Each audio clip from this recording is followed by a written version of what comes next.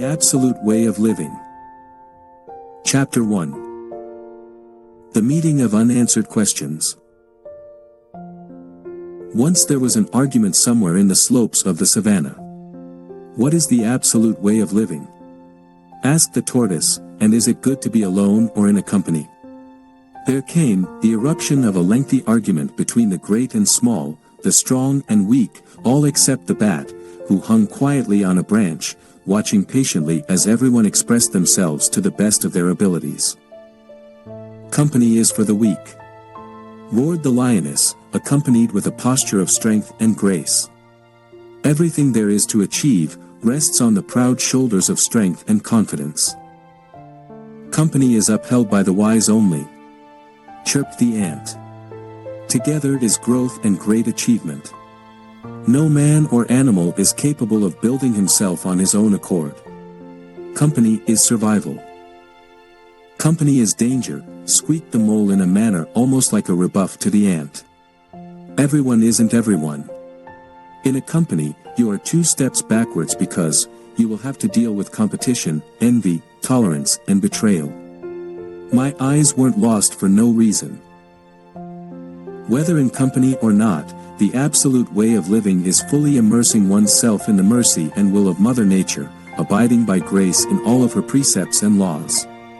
To some of us, the burden of chastity and celibacy has been given, loads I am willing to carry in response to my calling as a messenger of the gods.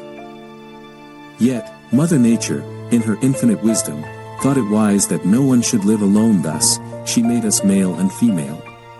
The wise man knows the importance of being in a company and directs his ways towards that, and inasmuch as I would encourage everyone to follow in my shoes of self-discipline, ridding oneself from fleshy desires, I rather that you choose company if you have no self-control, said the crow in his clergy attire of black and white and with a voice which commanded attention. The argument went on, and as no verdict could be made, the meeting was adjourned to the next year, when everyone will reconvene for experiences to be shared and answer to be given. Bat watched as all the animals chattered away in factions. It could be heard of the tigers, leopards, and their likes, praising the lioness for her tenacious defense of strength, the lesser animals flocking to the ant to share in her wisdom of survival. The rats, weasels, and their likes, grouping around the mole to share in her experiences, and the more religious of them, dwindling away in the sermons of the crow. The bat muttered, "What is the absolute way of living?" She hung there thinking about her life in the past years. I am no bird, neither am I a mammal, an insect, nor a reptile. What will I say is the absolute way of living? She thought briefly on what the lioness and the mole said. Company is for the weak and company is danger. She had been without company for the past 5 years. There's peace and quiet, she said, there's freedom to be oneself. Tortoise sat under the tree, watching the bat mutter.